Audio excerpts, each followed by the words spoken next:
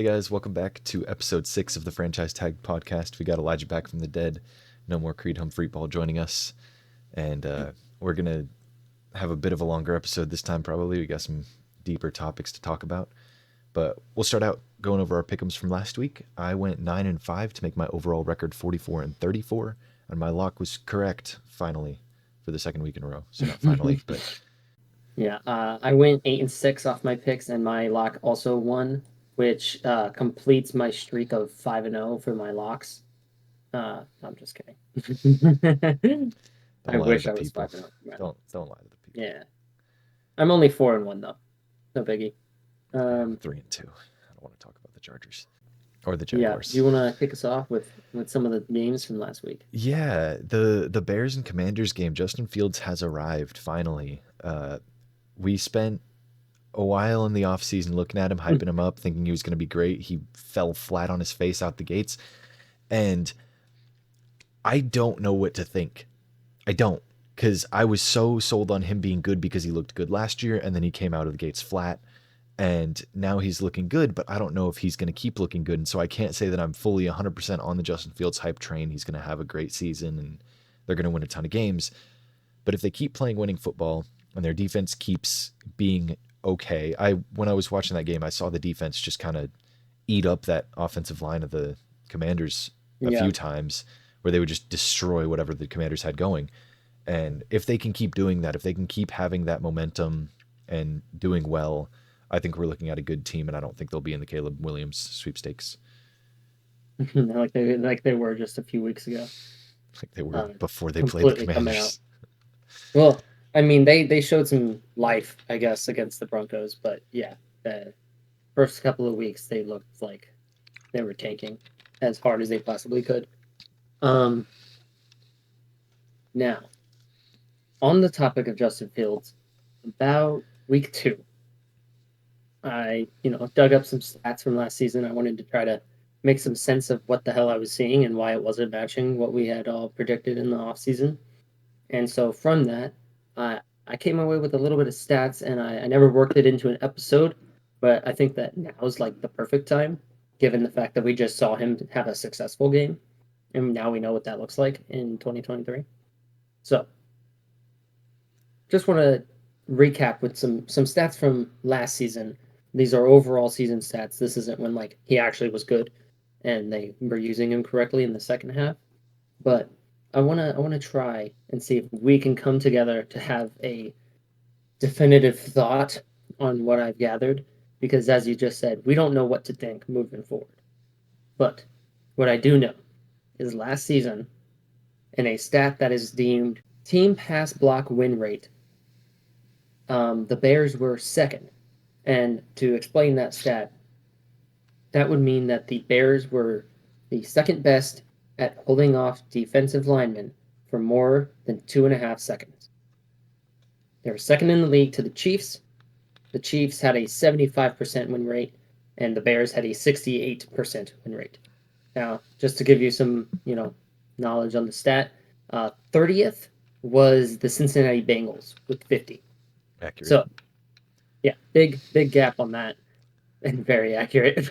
But besides that, Justin Fields somehow managed to be the most sacked player in the league last season, and he had led the league in sack percentage, which is just like likelihood of getting sacked on a given dropback. He was sacked 55 times while having the second best O-line at defending pass rush for 2.5 seconds. Now, it was kind of a popular thing after the week 1 and 2 of people like analysts and just YouTubers online pointing out the fact that Justin Fields has an extremely slow drop back. Did you see any of that when that was going out? Yeah, it was about his slow drop back and slow processing. So he was like in the space of time that other quarterbacks would have dropped back, hit their hitch, and then made a read and thrown the ball. He was still dropping back, and so it was kind of that had me seriously thinking like, okay, maybe he isn't what we thought he was, and maybe I just truly wasn't looking at him from an objective standpoint where I was like, okay, no, this is bad. He is bad. Yeah. we were like, we don't know ball now. What's going on? Yeah.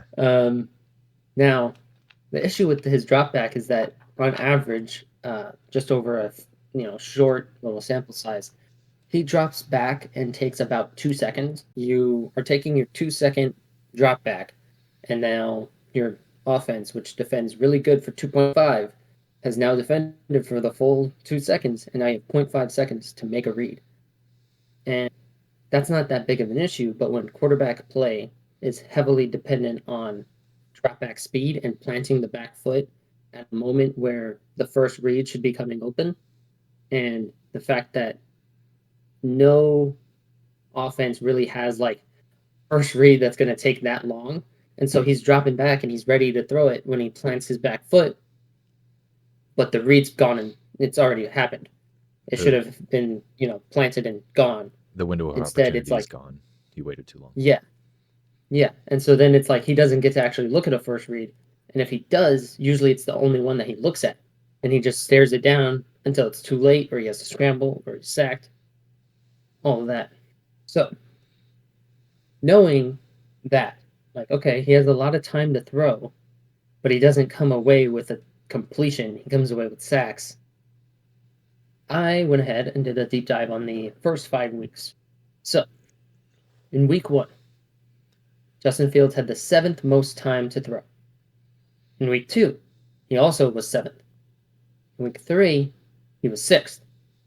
And then in week 4, and in week 3, or in week 4 and 5, he was 2nd and 3rd, respectively.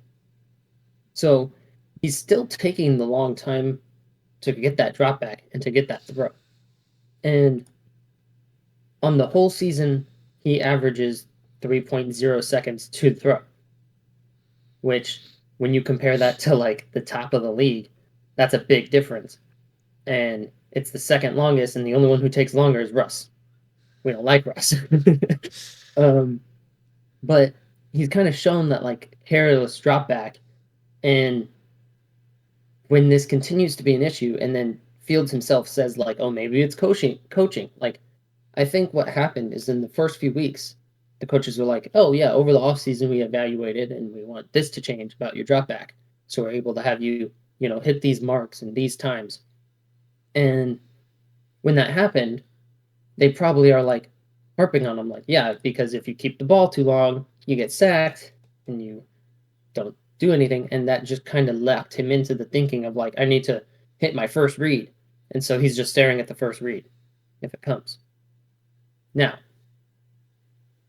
this Thursday night football game, DJ Moore popped off. On your bench. And off my bench. That did hurt. But I do want to point out that a majority of those plays, it was probably like 4 or 5 times throughout the game, DJ Moore just ran like a hitch route on the edge. Like not a true hitch route because he didn't run back to Justin, but like he ran upfield, stopped, and took like 3 steps back, caught it, made a move, picked up a lot of yards after catch. So it's not so much like Justin Fields was dotting him up deep every play.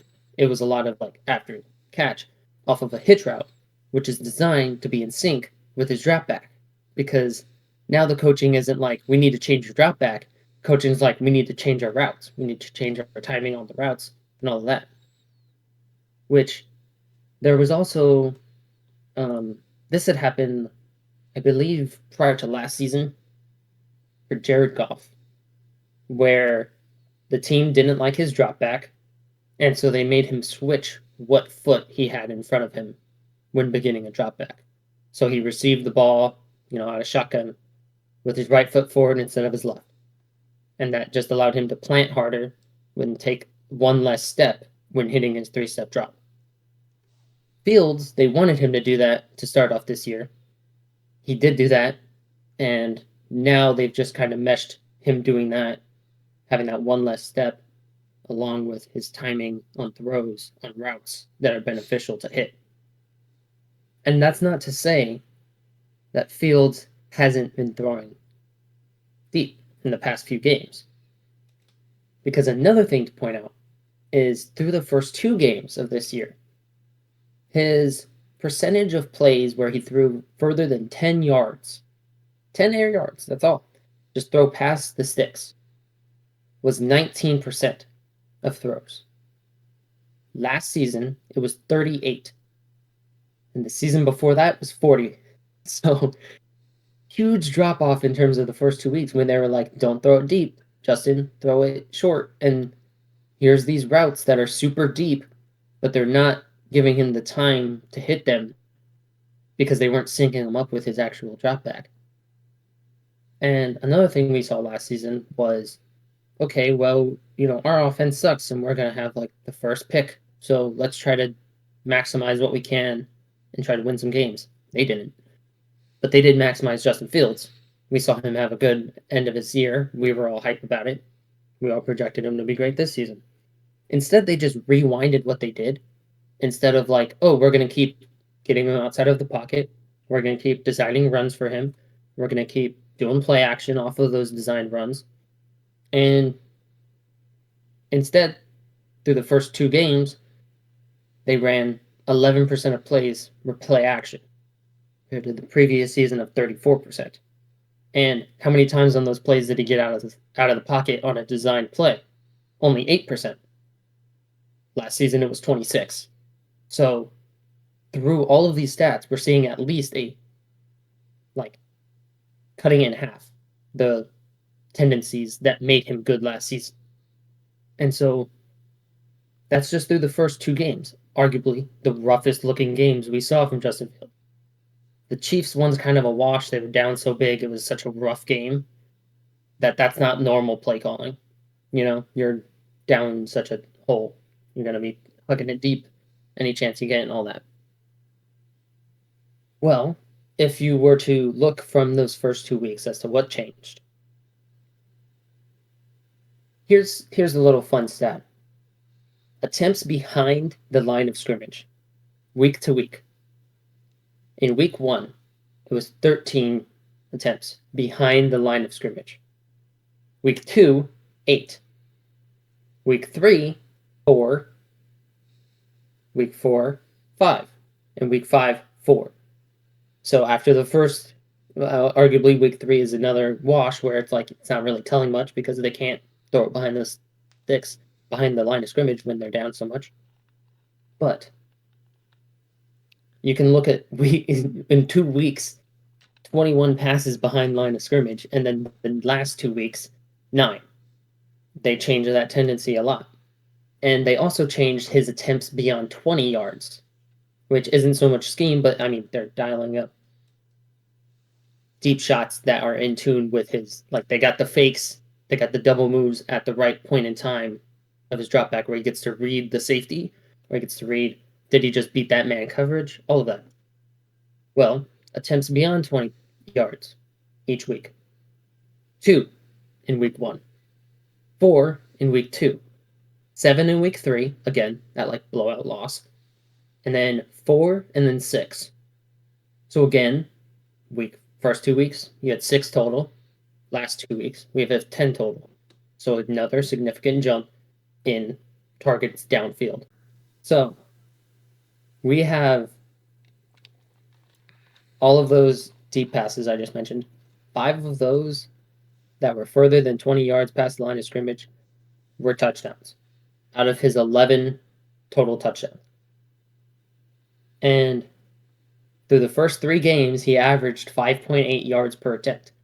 In the past 2 games, he's averaged 9.7. They are letting him throw it deeper. They are letting him have routes that match his slow drop back, because when he's dropping back that slow, they can get deeper. They don't have to have these like hitch concepts that stop after 4 yards or the slant that he needs to immediately read when he's not back there to read it yet. So they keep running a certain route I've been seeing. I did watch a couple of film videos on it. They keep running a sail concept, which is just deep post and underneath deep out. And they never hit that, apparently. It feels like Darnell movies on the receiving side of that miss every single time. Dude, there were like 3 or 4 straight passes to Darnell Mooney in that Thursday night game that I was just like, if he was 2 inches taller, that's a fucking touchdown. Mm-hmm. Like, he just It's like barely missed his outstretched arms. he's throwing it like he's throwing to DJ Moore instead of throwing to Darnell Mooney. Mm-hmm. Yeah, but I'm I've go ahead. I'm interested if to like into the mind of Matt Eberflus, if we can go there. If for the first couple weeks he was like, let's get Fields on more of a pocket passer mentality, get him to read the field as a pocket passer rather than as a scrambler, and then transfer that to being a mobile improvising quarterback so that he can scramble outside the pocket but keep his eyes downfield, wait for those routes to open up and wait for the receivers to get open, because now he has weapons. So before, when he was, oh, let me improvise by scrambling, and oh, I'm the best weapon, so I'm going to take off. Now he's got weapons. He's got DJ Moore. He's got Roshan Johnson with a concussion and Khalil Herbert with an injury and Kari Yeah. Blasingame taking carries. But Yeah, that was a regardless, rough that was streak to funny. just point out. But anywho, he's got better weapons now, and the weapons that were good have gotten better.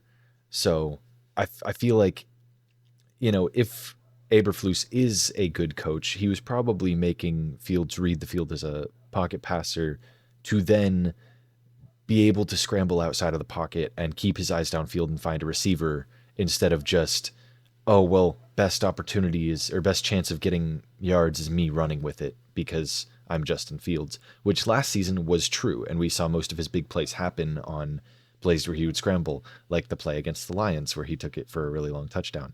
And this season, it's nice more one. of like, Nice poke there, but he threw a pick six to Jeff Okuda, so he can and stop and and and this season, right? It's more of like, okay, let me hit DJ Moore deep. Let me try this Darnell Mooney deep shot. And some of them are after he moves around in the pocket or gets out of the pocket or creates something. And so I'm wondering if it was more of, let's get him into this mindset so that he doesn't just automatically keep it and run, which might work, but doesn't always work and isn't the best way to get yards.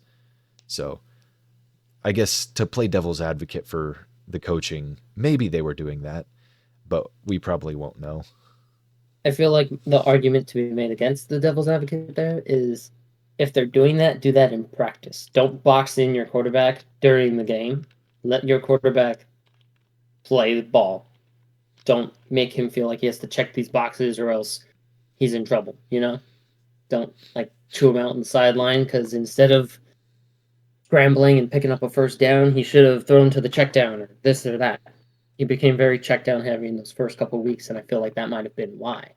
Because there was a sort of consequence waiting if he tried to play outside of the structure. Yeah. And now they've just thrown that structure away. All in all, minimal stats left to throw at you. O-line, they're still top 10 in pass block win rate throughout this season. That's the constant. His pressure percentage isn't so much a constant, slightly better. Went from 15% last season. So far, it's at 11% this season. So, not the biggest improvement, but we're seeing less pressure.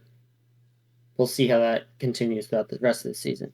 But one thing that pocket passer mentality did for him, he is more accurate this season, and he has thrown the ball away way more. His career high, past 2 years, he's already matched that this season through 5 games in throwaways. And he's more accurate. He's knowing when to throw the ball away. But overall, in the first few games, they forced him to do checkdowns. They forced him to play inside a structure that he's not made for. Now I really hope that they let that loose. They let him just kind of keep that pocket passer mentality that they've given him, where he knows there's checkdowns.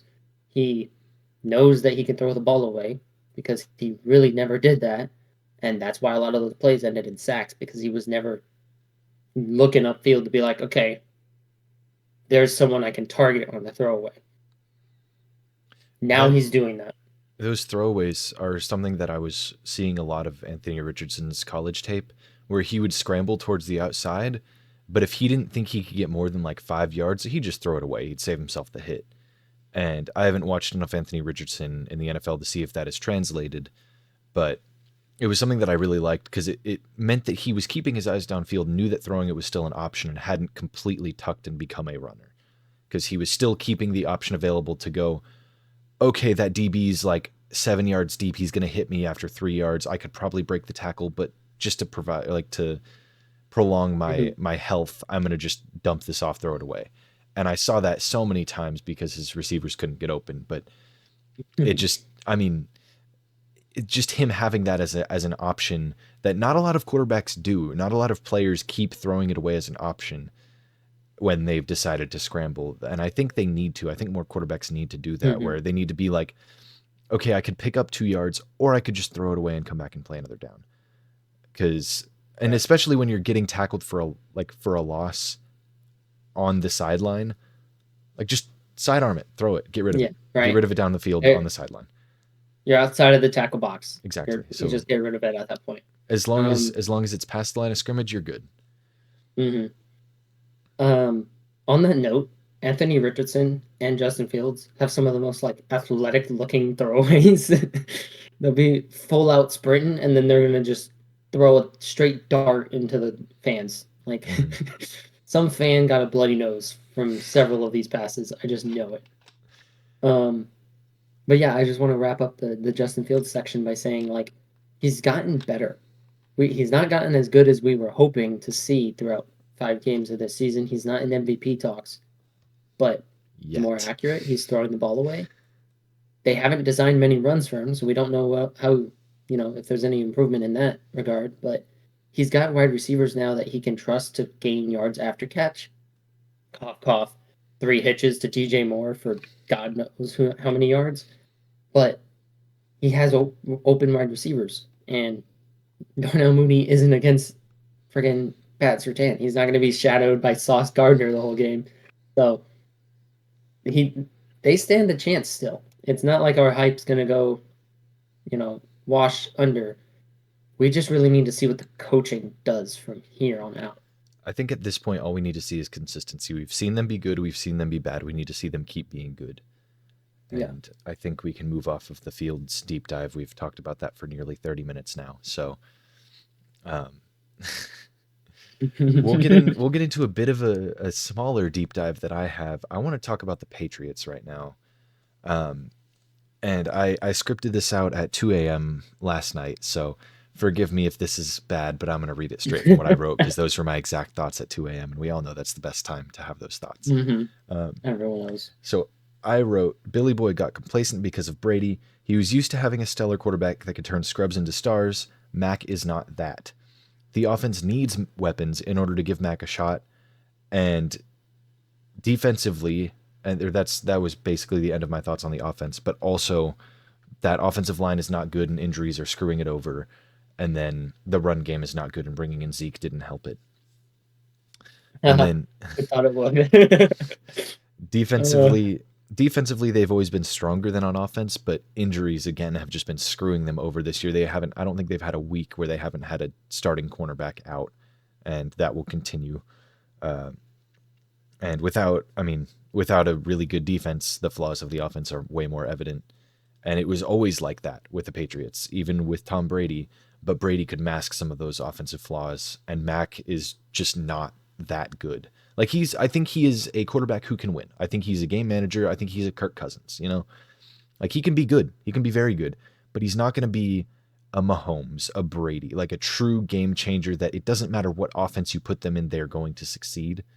And I think that's kind of being shown here, where Belichick needs to say, okay, the mentality I had with Brady, where I would just surround him with whoever I could find off the street, that's not going to work with Mac. Let me get Justin Jefferson. Let me get Devontae Adams. Let me get Mike Evans. These guys that are Jerry Jeudy. These guys that are wide receiver ones that are kind of on the block. Not necessarily D-Hop, because he's not on the trade block, but the guys that are... I more so meant that they had the shot at him prior. Yes, but I'm saying right now, what they need to do is target the guys that are attainable in a trade. And whether or not all of those guys are, there are names that have been at least floated around, and there are things that the Patriots need to look into to surround Mac with solid weapons that will mask his flaws. and make that offense at least able to put up points. Because 3 points in 2 weeks is pathetic. So that is the end of my Patriots deep dive. Start Malik Cunningham this week, I beg. And I got one more in me, and if you want to go on something right now, we definitely can. I've got something to add on to your thoughts on that. No, this is my team. Back off. Oh, okay. Go on. So you kind of said it where he just relied on Tom and surrounded Tom with scrubs and made the scrubs good. But I think that Bill Belichick, if he's to continue coaching past this season, it won't be as a coach GM, because the GM coach experience, I mean, it's been a horse that's beaten to death, resurrected, beaten again, and then shot until it was just like the meat that Burger King served up 10 years ago. Jesus fucking Christ. Anyways, it's a dead horse. Yeah, I think we got Bill Belichick can't draft. Cole Strange in the first round, baby. Woo! Yeah, we thought he'd be there in the third, or whatever the fucking Rams said. Thought he'd be there at 106, I think is their exact words. Yeah, the Bill Belichick GM experiment has failed, and that's all you can say, because I'm not sure if you had seen it, the argument that Mac Jones could do what Brock Purdy's doing with the weapons that the Niners have. Not every team has the weapons that the Niners have, first off, but if Mac Jones had any weapons, that would be a much better team to look at. That's a nice tie-in, and let's get into Brock Purdy a little bit. I've briefly not briefly, but I've talked about this in the past, but I'm going to go like, this is a little bit more of like, let's talk about Brock Purdy and not, oh, hey, this is also going on. Like this is going to be focused on Brock. And I wrote this down again at 2 a.m. shortly after the Patriots thing. So I'll read this straight up as well. Because I have seen so much hate for Brock Purdy. And it's not even that he's not good. It's just that, oh, anybody could. No, because Jimmy G couldn't. Because Trey Lance couldn't. But Brock Purdy can. Okay? And my stance on it is that he plays his role, right? The 49ers, and I've always thought this, they don't need a star quarterback. They don't need a superstar. They need less stars. They need less mouths to feed. They need a guy who doesn't care about going out there and throwing for 2 touchdowns and 200 yards and getting the win. And Brock Purdy doesn't care about his stats. He's just, I'm going to go out there, I'm going to throw it, I'm going to throw it accurately, I'm going to keep the ball out of harm's way, and I'm going to get it to our playmakers. And I'm going to hand it off to Christian McCaffrey 30 times because that's going to get us the win. Or I'm going to hit George Kittle in stride and let him take it all the way, and that's going to be one completion because that one completion is now a touchdown, and now we've crushed the Cowboys' hopes and dreams. And that is all they need from Brock Purdy. They don't need somebody who's like, oh, well, I need to get my rushing stats too. I need to score some touchdowns too. They need a guy who's going to go out there and he's going to be like, okay, this is what I see. This receiver's open. I'm going to throw it to that receiver. And that's what Brock Purdy does. And it's not something that every quarterback can do. And whether or not you think that you can plug any quarterback into that system, we've seen it with Brock Purdy. We haven't seen any other quarterback succeed as much as Brock has. And whether that's because everybody's starting to stay healthy and everything's just kind of clicking right now, we won't know until they start to lose players until they hit adversity. But until they do, they won't be stopped. They just won't. They're too good as it is. And Brock Purdy, again, is not this X factor, gonna change the game, put him in any situation and he's going to be stellar. He's not that. But the 49ers need to have not that. It's not that they just don't need it. They need to not have it, if that makes sense. They need the player if they had someone who was, a Patrick Mahomes that's going to try to get out of structure and they're going to make like gunslinger, like if they had Josh Allen. There we go. I was like, Patrick Mahomes would succeed, but yeah, Patrick Mahomes. Yeah, I said gunslinger and it clicked. Yep. If they had Josh Allen, they are probably losing a couple of these games because Brock Purdy is one of 2 starters out of 32 teams to not have an interception so far. The other one's fucking CJ Stroud. Shout out my Fuck's that boy. about? But anyways, Brock Purdy is a top 10 quarterback. He's doing everything right, and still people are giving him flack for not being flashy enough. When if you had the flashy quarterback of Josh Allen playing for the Niners, there's a good amount of deep shots that are going to get picked off, and because of that, you're going to have just a worse like time of possession. Every stat's going to get worse, and you're just going to lose that game because you don't have Brock Purdy, the perfect game manager, at your helm. And Jimmy G was successful because he was a good game manager, but I feel Until like he he wasn't. was he crumbled under pressure, and I feel like Brock is just like, well, might as well go out there and throw for 300 yards and no picks. He's just like, oh well, sorry, bud, sent you He's like, home. is Didn't this mean what to I have do to do it. today? And the fact that he is not lost in a game that he has started and finished is still impressive. The only game he's lost is the one he tore his elbow up in, and then he came back this season very shortly after that UCL injury, Mm-hmm. and is just slinging it. Everyone was like, oh, is there worry? Is Trey Lance going to start? And he really quickly put all of that to bed. And I mean, he's showing why. My closing thoughts on this are that I'm not putting him in a tier with Mahomes or Lamar or Josh Allen or Justin Herbert or Trevor Lawrence, Or Joe but Burr years past. yeah, I don't want to talk about Joe Burrow until he starts being consistent this year. Mm-hmm. But what he's doing is everything the 49ers need him to do, and he's doing it perfectly. There's not something in his game that you can point to and say this is going to be the death of the 49ers. Mm-hmm. There's no, oh, this is his problem. He doesn't His, have problems. and he He's to just safe. to be fair to the other people, he also doesn't have that game-changing ability, but literally every single other player on the 49ers roster does. Their Mm-hmm. goddamn fullback has game-changing ability, okay? Don't sleep on Kyle. And their The quarterback just doesn't use. their quarterback just doesn't need it. And he's in a perfect situation, and he is by far the best Mr. Irrelevant that has ever touched the field, and probably will be the best. But that'll be content for a video in 2070. Years. Do Yeah. you remember Brock Purdy, Mr. Gray Irrelevant? hair, receded hairline. Oh, I already got that, bud. We'd start looking like all the other.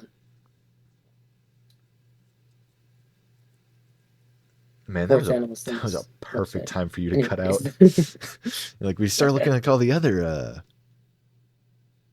I was like, yep, yeah, we We would. do start looking like all those other O's. All right. Leaving this all We can in. leave all of that in. Yep. Yep. Let's talk about Agreement. JT on September 11th, 2023. I tweeted, the Colts not paying Jonathan Taylor makes no sense. You have a QB on his rookie deal, so you have 4 years of no massive QB deals and a significant problem with lack of talent on the offense. They finally realized that, and this was, of course, after Zach Moss posted incredible performances, and even after Jonathan Taylor came back, Zach Moss had an incredible performance.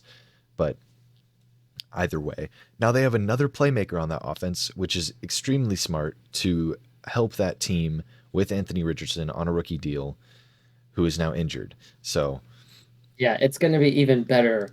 They're even happier now because they don't have that quarterback for probably a couple of weeks, where prior it was just like, oh, we're taking him out in the game and we're a little concerned, but he's going to play next week, or oh, he's out just 1 week.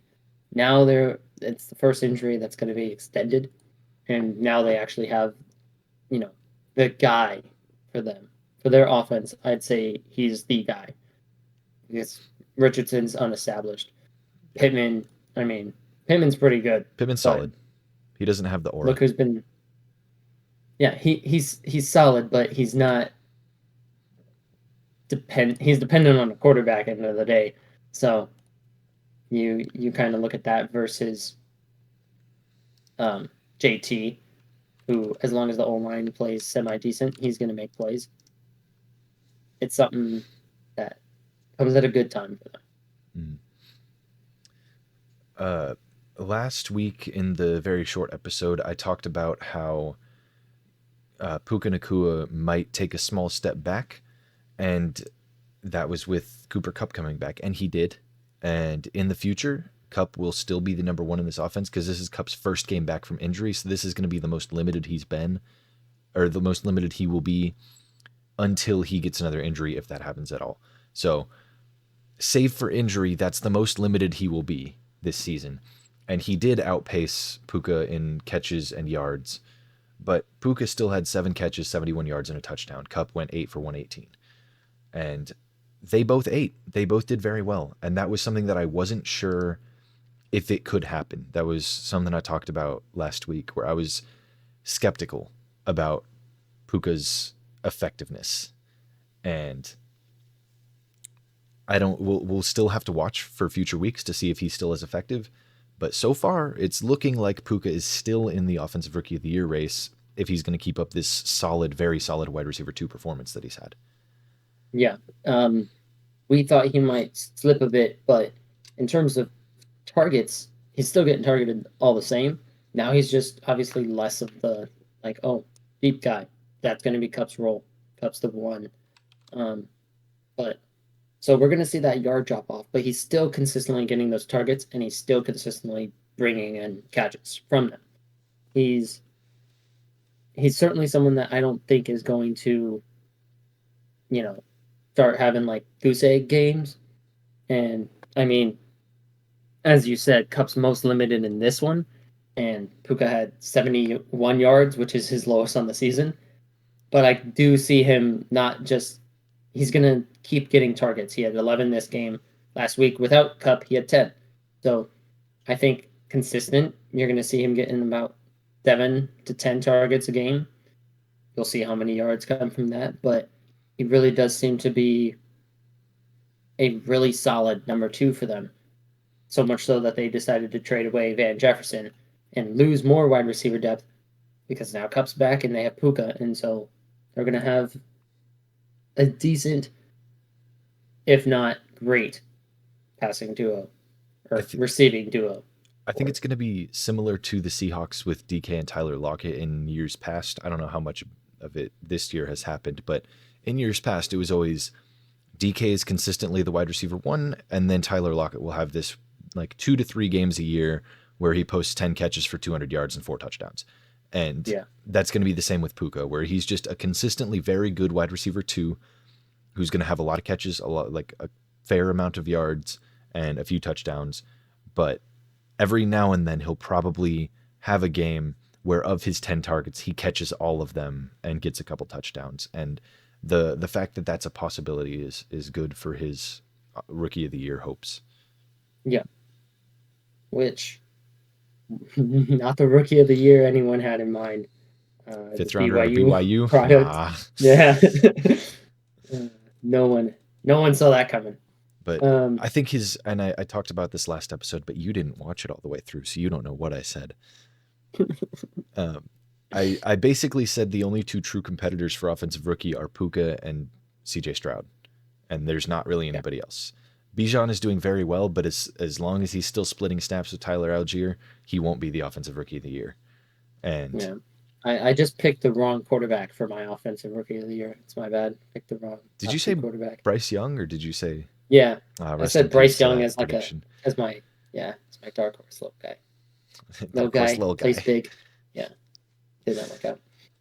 You've got Raiders try to lose the game challenge impossible on this list. I didn't watch that game because I didn't want to watch the Raiders, but no one wants to watch the Raiders. But of course, I had to tune in when it was close and late, and they're not the brightest. Josh McDaniels at the helm. It's why they were 1-3 prior to this, and somehow they've won. Let me just paint a picture for you. It's your ball. There's 2 minutes left in the game. You're at the 34-yard line of the opposing team, and it's 4th and short. Now, you lead by 4 points. So kicking this field goal would ensure that the other team would need to score a touchdown and then go for 2 to win or take it into overtime. Or it's Go 4th for it. and short. Go for it. And you go for Go it. for it. Because you're at their 34-yard line, and the worst you could do is give them plus 10 yards of field position versus where they would be otherwise. But have you considered fumbling it? And giving them yards and a touchdown. Yes, exactly. Well, no, I did not consider that. You should get into coaching. Yeah. Get into coaching. Start thinking about that. Yeah. Well, anyways, they go ahead and they kick the field goal and they miss it. So it got blocked, didn't it? Or was that a different Carlson kick that got blocked? That was a different kick, I believe. Okay. This one was straight up just a whiff.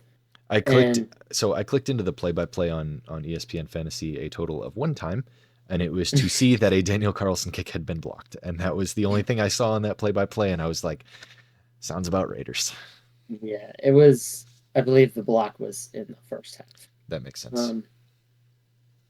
But they missed that kick, and as I said, they try to lose the game challenge impossible because they managed to win this one, but they certainly really, really wanted to lose it. Why don't you go for that? And I feel like we're having this conversation every week with the goddamn Raiders. Well, I feel like it's a double-edged sword because you kick the field goal and that's the smart decision, and you miss it and everybody's like, oh, just go for it. But you go for it, you miss it, you give them the ball back, and they score, and they're like, just kick the field goal. So yeah. There's no right answer. The right answer is get the first down or make the field goal. And you don't have control over either of those things. So if you're a coach... Here's where I feel about that. Now, I know very little about like what timeouts were at this point, but I do know that Green Bay only had 1 left. So if you get these 2 yards and you run a couple of plays, you don't even need to get the first down. You can run the clock out for the rest of the game. You don't need to kick a field goal. Nothing else needs to happen. You need 2 yards. And you're that unconfident in your offense to gain 2 yards when the other team has 1 timeout and that's their only chance to stop the clock for the rest of the game. Elijah, have you heard of the Raiders? They're very unconfident. Yeah, I suppose. But, I mean, Jordan Love bails them out and throws an interception, and then they get to kneel the game. But man, box score for freaking Jordan Love is rough. Yeah, he got like rudely awakened when he played the Lions, and I was like, oh, poor guy. I hope he does get better moving forward. Gets back to what he had been doing. No, this is bad. Just to keep things moving, that's enough trashing on the Raiders for a game they won. So never enough trash on the haters. 2 weeks ago in the episode, we talked about how we each had a question for each other and we'd ask it the next week. And that next week was last week, and then we didn't record. And this week, I think we're running out of time to be talking about these topics. So we'll push it back another week. Whoa. Because my question is going to take like 20 minutes to talk about, and I don't want to be pushing this video to like an hour and a half to edit. Half of the time was Justin Fields, and that's because I spent way too long on that to not talk about that. So we'll get into the injury news. Justin Jefferson's hamstring has him on IR. I am going to pull up Schefter's Twitter account and see if there's any updates on that. Why not Rap Sheet? I can be Rap Sheet. Well, while you try to find that, Van Jefferson was traded, as I had kind of alluded to earlier. And for that, the Falcons gave up a 6th-round pick, and the Rams gave up Van Jefferson and a 7th-round pick. That was the trade that's happened like 4 times this season, is a player and a 7th for a 6th. Yeah. I don't know why what's happening in the league right now that teams just hate players. They just don't want them on their team if they can afford to not have them on their team. I don't get it. I don't understand. I don't see it being a cap issue because it's Van Jefferson. He's still on a rookie deal. Um, and another player that has been traded since I'm not even sure. Did you talk about this last week? Was Chase trade Claypool? gone through last week? Yeah. No, no, No. I hadn't. Okay. It's more He was recent. traded after Thursday Night Football, actually, and he was traded from the 1-4 Bears to a winning team in the Dolphins. But I don't imagine he's gonna make much impact there, It'll having be to good compete for depth. any snaps. Yeah, It'll good be decent depth, depth. but And okay, from the organizations he's been through, it's the Steelers who have Matt Canada, so their offense can't be trusted, and the Bears who have had very spotty offenses the past couple of years. So if there's anybody that's going to fully maximize his rookie year with the Steelers' potential that he showed, it's going to be Mike McDaniel and the yeah, that's Dolphins. fair. And if they can tap into that talent, oh, The Dolphins are fear really going spreads. all out this season in terms of just loading that roster up. Yeah. Um, Okay. they still have Jalen Ramsey on the team. I mean, end of the day. Yeah. Justin Jefferson's hamstring injury is still not like a surefire anything. They've placed him on IR, and it could be those 4 weeks, and he could be back depending on how he responds to treatment, but it could also be longer. And in my opinion, if he's hurt and he's not fully 100% and you go on to lose these next 4 games, why the hell do you pull him off IR and play him? Because at that point, you're Valid. not making playoffs. You're not. You just aren't. And then would you jeopardize a player's entire future to win a couple more games this year and for no gain? Um, so I wouldn't. Other injuries, Devon Achane's knee is hurt, and that's a couple weeks. He has not been placed on IR yet, but there was talk that he might be, he might not be. It's just dependent on how fast they think he can get back. He's been tearing it up on the ground these past few weeks, Yeah. so hopefully he gets it back out there quick, but not too quick. Yeah, a safe quick. Yeah, In terms of my team's sad news is Emmanuel Mosley in his first game back played 2 snaps. His game back from a torn ACL that he was recovering from all last season and off season and preseason. Uh, he then immediately injures it 2 plays into his Lions career and now has a torn ACL on the opposite leg. that's what So I was that's gonna rough say. for me. And Anthony Richardson has an AC joint injury. He'll be out a few weeks, most likely. Um, James Conner placed on IR with a knee injury. Daniel Jones has a neck injury. Travis Kelsey came back into the game, but he's still dealing with the ankle injury that took him out. It is not a high Yeah, ankle sprain, it's a low ankle sprain.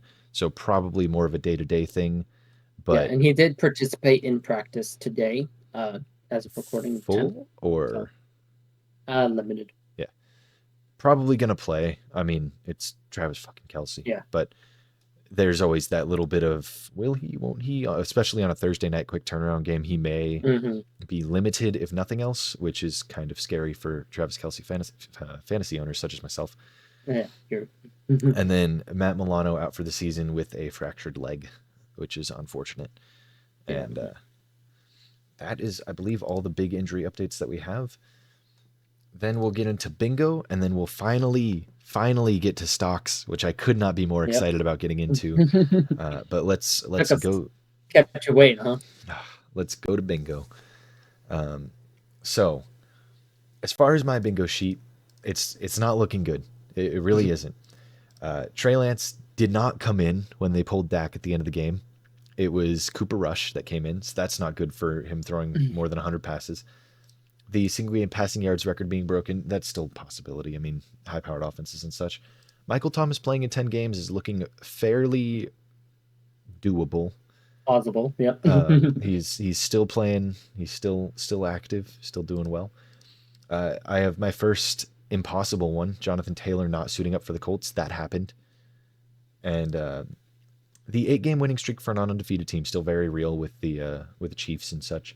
And then my only other one that I really want to talk about is Eli Apple getting embarrassed by week 5.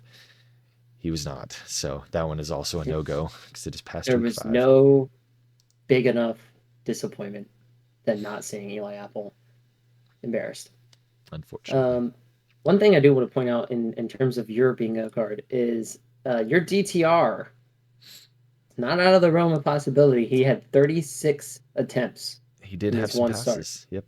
So just a couple more with Deshaun Deshaun being Watson, injured heading into this next week. Still a little day-to-day injury. I wish I Stands had a a bat chance. to like hit against my hand, like Deshaun.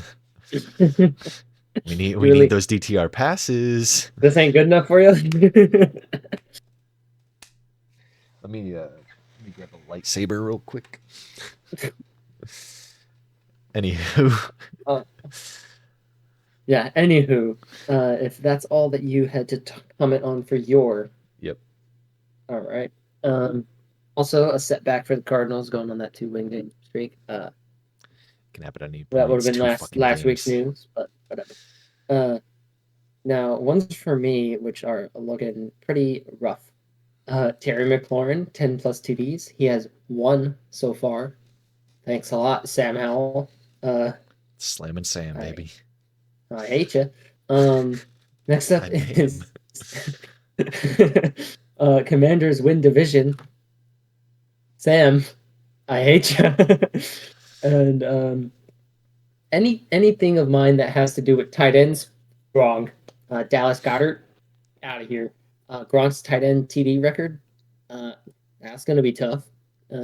Kittle, Sam Kittle, Laporta. Sam Laporta's been popping off. There have been good tight ends. Travis Kelce always There have good. been Kittle popped off this week, and Sam Laporta's been good.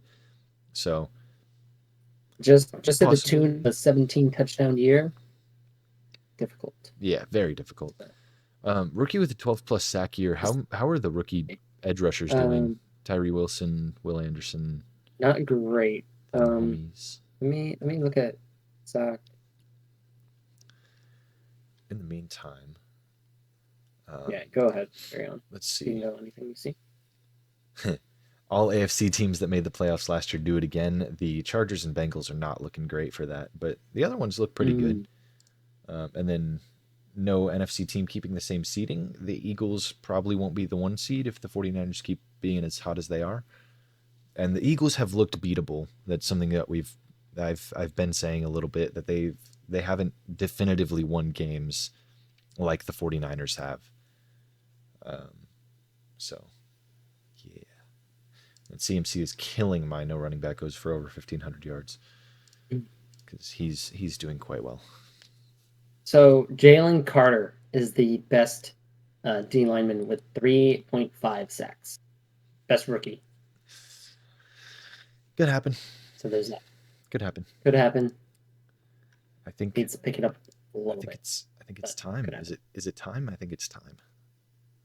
Yep, it's time to get into our pick'ems. I will Go murder ahead. you. I will fly to Michigan. We are in a tight time schedule. We have to cut the stocks. We will not do it for a second week in a row. So last week we were planning on opening the stock market. I had seen how my teams had done, and I was planning on selling some stock and making some moves, picking up some teams for cheap. And then those teams that I was thinking of picking up, cough cough Bengals, won. So I was not able to pick them Did up I do for a that? mere $250.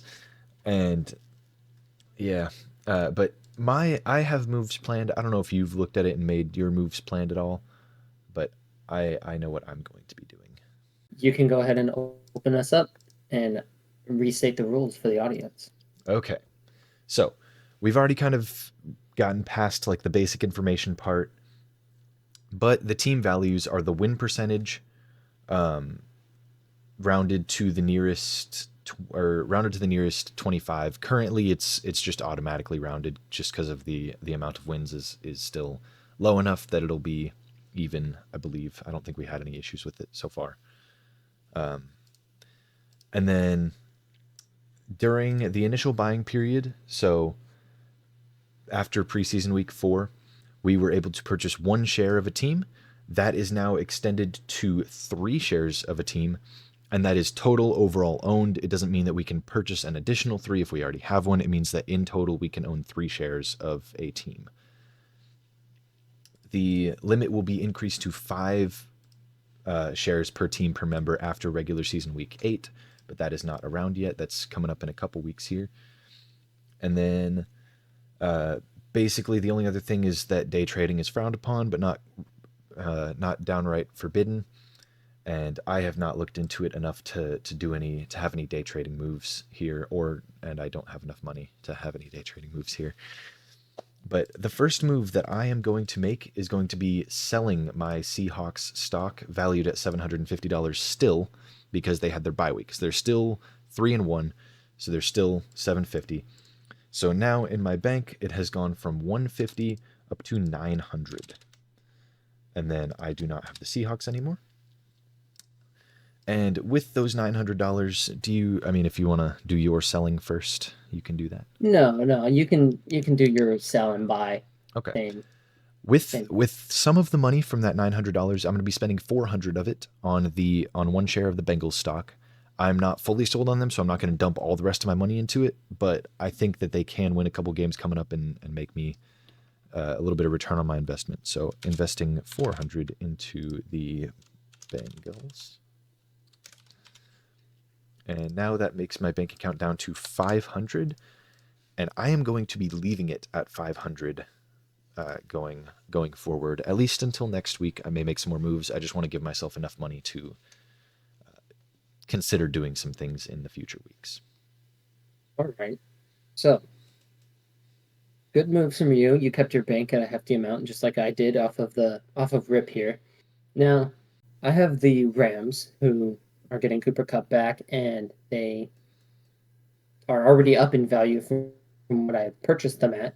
So I think that with Cooper Kupp, with Puka Nacua, they'll be able to rack up a couple more wins and increase their value. So I'm going to keep them at my $400. The Bears, whole deep dive on Justin Fields today.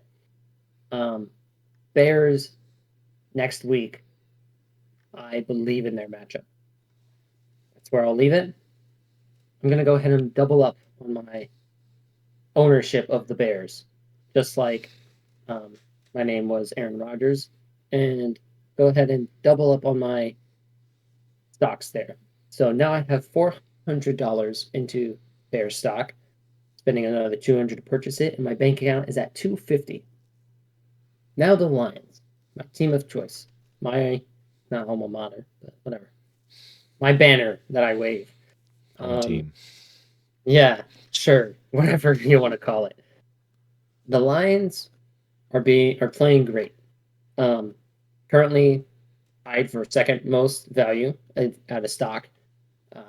Obviously, the undefeated teams have more, but the Lions aren't going to be going undefeated. They already have that one loss, and another win next week would increase their value by only 50. So, do I want the, opportunity cost to maybe go by the wayside if I lose that game and their value goes down? I do not. So I'm going to be selling my Lions stock, as much as it pains me. But that will increase my bank account being $1,050. You may be wondering, what will I do with that money? Well, there's a certain team here that I really, really, really don't want to buy. So I won't, but I'll keep an eye on them moving forward. And another team which has kind of underperformed, but I still believe in, that is the Texans. Texans are playing pretty good. They got CJ Stroud leading them really well. They currently cost $400, so I'll be making a purchase of one Texan stock, and that will drop my bank account into the $650 range, and that is where I will leave it. So we're both stockpiling money up in that bank. I am actually going to go back on my word a little bit. I'm going to make another move. And that move is going to leave my bank account at $100, meaning I'm spending $400. Ooh. And that move is going to be buying 2 more shares of Bear stock, so I have 3 now. And that stock will be valued at $600 because they are worth $200 each. And that is going to be it. No. If we're playing this ball, we're going back and forth. I've got a bone to pick with you. All right? Yeah. I see a team here that you went ahead and purchased, and now I want a piece of that damn pie. Give You me the want the Bengals. Bengals? Yeah, buddy. I wanted them last week at 250. My plan was to sell the Seahawks at 750, buy two of the Bengals at 250 each, and invest 500 into them, and just kind of go from Well, you there. can't always get what you want, can you? Yeah, So, and I can't because somebody was unavailable to record, oh, and because somebody had to go to a concert. yeah, I Their did. All right, girlfriend. I Uh did huh. have to go to that Sure. concert. Put women before the podcast. Jesus, how could you? Sorry, man. Anyways, that leaves my bank account at 250. I now have a ownership of the Bengals, two stocks of the Bears, ownership of the Rams, and ownership of the Texans. And we're broke. This this is getting nitty gritty now. Yeah, Now that the stock market's open, getting crazy. we're essentially broke now, and Yes. that is okay. That's fine. It's no big deal. You know, it's fine. Um, Yeah. Who needs money, right? who needs money when you have 3 shares of the Bears stock? Am I right? Anywho, let's get into the pick'ems of the week. If we're all done with the stock market, actually, you know what? Before we do that, let's give some stocks to watch. Ooh, like it. So, I'm gonna give one that I think is gonna continue to drop, and that's not going to be very hard to predict that a stock will be dropping. And then I'm going to give one that I don't think I'm going to invest in, but I think is going to get a bit more expensive. Let me find it because I don't know it right now. Um, Well, if we want to talk a team that we think will lose value, mhm. I think the Patriots are going to be going lower the than 200 Patriots after are this sitting week. right Yeah, there. Yep, the they're Patriots are sitting right there looking at me, they're looking one like and they're going to be four, going. and it looks like they're going to be entering the Caleb Williams sweepstakes. But ideally, they would take Marvin Harrison Jr. there instead of Caleb and see if surrounding Mac with weapons would work. But, you know, the Billy Boy way. And then one to actually, you know what? I'm going to give two to watch that I think could go up, but I'm not confident enough in them to actually invest. And that is the Titans and the Jets. They are both sitting at 2 and 3 right now, but both teams have shown flashes despite them being kind of mediocre overall. And for the Titans, if Derrick Henry has himself a day, they win. It just happens. And if Derrick Henry does not have himself a day, then they suffer and they suck and they're awful. And then for the Jets, we saw some good out of Zach Wilson. We've seen some bad. We saw them, I believe it was a win this week, right? Or, Yeah, over the Broncos. They beat the Broncos. yep, Um, Jets, Texans. so if they continue to do well, I could see them on the rise. But being the Jets, I could also see them slipping. So teams that I'm not exactly confident enough to invest money into. Fake money, of course. This is all, fake money. Mm-hmm. Forgot to mention that at the start. Um, but teams that I'm not in, that I don't believe in enough to fully invest in, but that I think could go up. And then obviously you've got the Panthers. They're $100 stock, and you could throw some money at them and wait for them to win. Yep.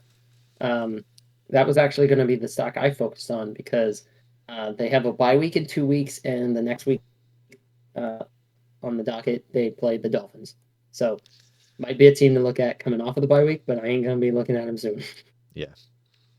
And unfortunately for the 0-5 teams, I mean, they're as cheap as it can be. You can throw $100 at them and they'll never get cheaper. So now is the time to invest. But do you really want to have $100 tied up in a team that's always going to be losing? It's really actually, it's kind of a no-brainer Oh, investment because I can turn it right back into $100 any week that I want to. And the only way it can go is up. So you know what? Just so that I can match you and have 4 stocks, I'm also going to have $0. I'm going to pick up 1 share of the Panthers stock. Just because. well, you know what? Now I'm going to match. I'm just kidding. I'll let you own the Panthers for one more loss. Just because I mean, I don't think they're going to win. I don't think they're going to be winning anytime soon. But if they keep losing, they're still worth $100. So Yep. it's kind of a Uh, no-brainer investment. Those no-win teams are. yep. Just to round off the segment, I do want to point out that the the net worth of each of us. Uh, so we both started off perfectly even with the 1,500. of fake money. Uh, and Gabe has gotten himself up to a modest 1,700. And I've also kept myself to a pretty nice and modest 1,850. So minimal profits, playing that slow burn game, trying to just maximize money. But neither of us has gone negative. So we have that going for us. We didn't lose money because Woo. woo. Um, what I'll probably end up doing for this is I'll probably end up making a graphic. It's not going to be using any of the stuff that we have in this doc, except for I'll show the graph just because the graph looks cool right now. You can't really tell Graph is what's going fun. on in it, but it's fun. It's fun. There's basically It'll it's just look better when there's more divisions, yeah more weeks. when everybody's got a different record instead of it being okay you've got one of 5 different records so you're going to have Mm-hmm. multiple teams with the same record. But I think that's going to wrap up our stock moves for this episode. It's fun to actually be able to make stuff happen, and we'll be revisiting this every week. Mm-hmm. Might not be making moves every week, but we'll actually be looking at it, talking about it, saying what we think is going to happen to our stocks and such. I think the Bengals are still a good team. It's it's Base it all off tough to of watch 1 week. tough to watch them and say that they're going to be good, but you know, I think they're good. Um, but Played good. He was prime. He was prime Joe Burr this past week. and Jamar Chase was prime Jamar Chase. For real. I'm always And open. I'm always fucking open. We'll use that as a segue to get into the pick'ems for this week as we look forward to week 6 and the Thursday night football game being the Broncos at the Chiefs. This could be a lock of the week. I'm going to be picking a different game as my lock, but definitely going Chiefs over Broncos here. I don't think there's any shot that the Broncos come out with a victory. And if that's my jinx taking effect and making the Chiefs lose, then so be it. So I'm going Chiefs over Broncos. I've got next up Ravens over Titans. Commanders, I've got over the Falcons. That's kind of a battle of mid, but I think that the Commanders are a little bit better than the Falcons, despite the Falcons winning this week. And then I've got Bears Vikings is interesting because this is a battle of teams that can be very Need good. a win. And they can be good, but I just don't think without Justin Jefferson the Vikings pose much of a threat. So maybe I'm wrong, and I think I am starting Jordan Addison in fantasy this week, so I guess I hope I'm wrong. But I've got the Bears over the Vikings in this one. I've so far only predicted one Bears game correctly, I think, and that was when they played the Chiefs. So I don't think that counts too much. But so far I've been high on them on the wrong weeks and low on them on the wrong weeks as well. So we'll hope that they win again. Seahawks Bengals. I'm taking the Seahawks. They're fresh legs coming off a bye week where They got their sea legs under them. Yeah. Shut the fuck up. And the Bengals are also coming off of a really good week, so they could definitely win it, and I wouldn't be shocked if they did. And as stock owners of only the Bengals and not the Seahawks, I guess I'm hoping that the Bengals win. But I'm picking the Seahawks just because the Bengals have not shown me anything to prove that they can consistently be this good. Because a couple weeks back, they were very good, and they performed extremely well. And then the next week, they fell flat. And so I don't know what it is. I don't know if it's just Joe Burrow isn't feeling great that day, so they suck. But it beats me. And then 49ers Browns. The Browns have a really good defense, but I think that the 49ers are going to win just because even if the Browns defense completely eliminates the 49ers offense, I think the 49ers defense will score enough points to win them the game. Texans Saints. I have Texans. I think a CJ Stroud masterclass where he wins them the game it's due, and I think they'll win that one. Jags Colts. It's in Jacksonville. No Anthony Richardson. I think that's Jags win, even though it is a Gardner Minshew revenge game. So maybe we see some shenanigans there. Dolphins Panthers. Minshew mania. Dolphins Panthers. Pretty easy Dolphins victory there. If the Dolphins fall to the Panthers, I'm gonna have them out of the playoffs. Lions Bucks. I'll take Lions. Patriots Raiders. Anything to keep the Patriots down, so I'll take the Raiders. Cardinals Rams. I'll go Rams. It's a divisional matchup, so it could go either way, but the Cardinals have not shown me enough. Except for beating the Cowboys, which we all know is it'll happen. So them boys. And the Eagles over the Jets, Bills over the Giants, and Chargers over the Cowboys. And my lock is going to be the Bills over the Giants. All right, so we got a lot of similar picks here. I'm gonna just shoot through them. Chiefs over Broncos, Ravens over Titans. I have the Falcons winning that battle of mid. I can Um, see it. Also, I have the Bears winning over the Vikings.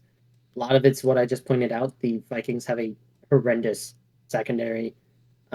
I think that if they just keep the formula and they let DJ Moore cook, and Justin Fields actually looks at him when he's cooking, then they might get another, not so much on the same level of last week, but another good performance out of those two. Next up is Seahawks Bengals. Um, I really don't know where to go on this one, but I'm gonna just lock in Bengals purely for the love of, not, it's not my lock, but purely for the love of the stock. Um, Next up, Valid. Niners and Browns. Niners. I have Texans over Saints. I also think that there's a bounce back game coming for CJ Stroud, but the Saints do worry me with how they abused McCorkle Jones. It's But I mean, that's the Patriots' fault, not the Saints being good. yeah, CJ Stroud better. So fingers crossed on that one. Um, Jags, I have beating the Colts at home again. No AR, and Jags coming off a big win in hometown number 2. I got the Dolphins beating the Panthers. I have the Lions beating the Buccaneers, despite the fact that the Buccaneers looked really scary start off the year. The Lions are looking more scary offensively than the Bucks are defensively. Raiders beat the Patriots, and hopefully we get another Patriots roulette play. Hopefully Sadly, no not. Chandler Jones. Hopefully not. No Yeah, Chandler right. Jones to go back to back, but that's something for another time. Yep. I have the Rams beating the Cardinals. I have the Eagles beating the Jets. I have the Bills beating the very low scoring Giants with no Danny Jones, maybe. And I have the Cowboys beating the Chargers because in a battle of bad coaching, I think the boys might just have to win it. That one's one that I could see going either way. The Chargers are by far the more talented team, but yeah, with Brandon Staley at the Mm-hmm. helm, talent doesn't matter. Anything is possible. What is your lock? I'm curious. My lock of the week. I was between Eagles, Jets, and Bears, Vikings. And I've got a really good lock record going. And You I got to don't want play it it to safe, fumble. yeah. And so I'm gonna have to take the Eagles on the Jets there. That's fair. Lock of the week is not meant to be some like revolutionary statement ever. It's supposed to be like, yeah, no shit, that's the lock of the week. Yeah. So But that's hey, we have picked all different teams throughout yeah. 6 weeks.